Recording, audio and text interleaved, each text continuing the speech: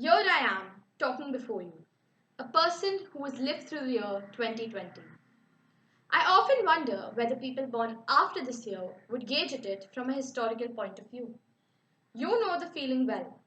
It's similar to how we look at World War One and Two, the plague, the invention of the internet, the abolishment and eradication of slavery, and so on. These events rightly changed the world, and even our history textbooks are grateful.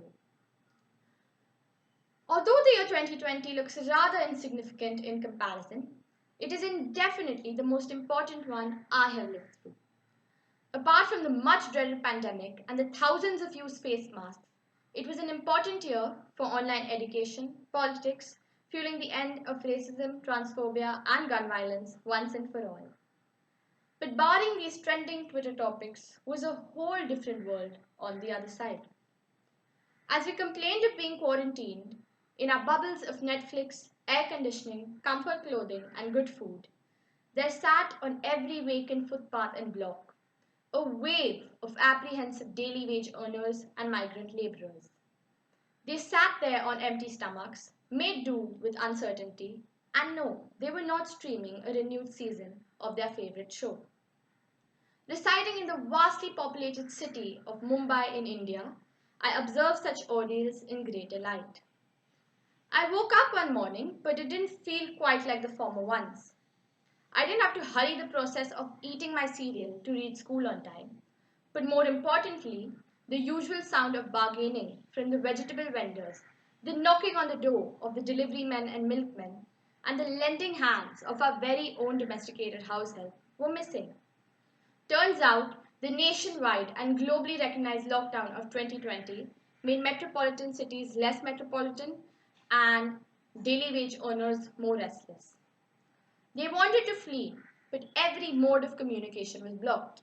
They wanted to stay, but a single grain of rice was not enough to keep the stomach satisfied. They solely depended on every decision the government made and well meaning citizens such as ourselves to provide them with daily food packets and essentials. Months into the lockdown, things either went crooked or started to lighten up. There were a few, of course, who, with a bunch of plentiful donations, made way for their small businesses to take off again.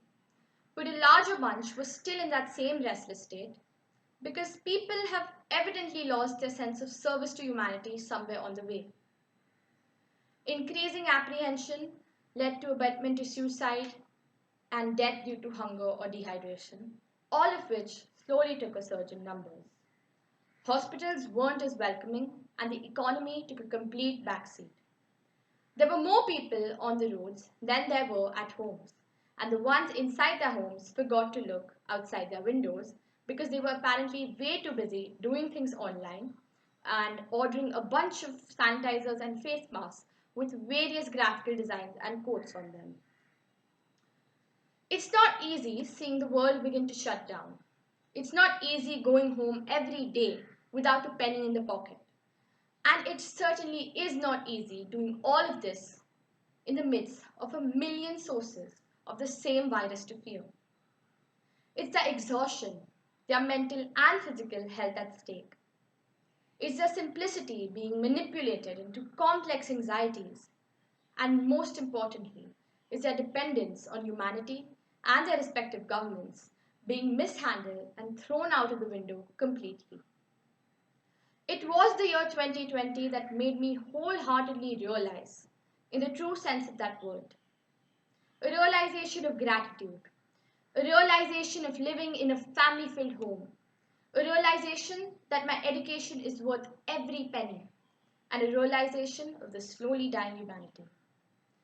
I do not expect the youth or the general populace or myself to donate in millions or write books on how much of a doomed society we are.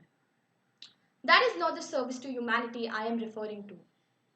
The first step to serving humanity is embracing gratitude, identifying where you can help out, taking this gratitude one step forward and molding it into a lending hand. The next time you visit a small store or pass by the security guard or see someone cleaning or sweeping the surroundings for your safety, make sure to ask them if they're doing fine. if their family and friends are equipped with the same jobs as they once were. This indeed will impact them in a way you might have never expected. I know it sounds silly and insignificant, but your perception of insignificance might be someone else's perception of significance. At the end of the day, even in the next 20 years, political leaders will strive to improve the lives of the people who are already more than satisfied but still want more. Yet they will hardly glance at those living below the poverty line and will only bring that line further down. Whether you're watching me talk in 2021, 2041, or 2081, ask yourselves what 2020 meant to you. And the answer will surely be more than just flying cars.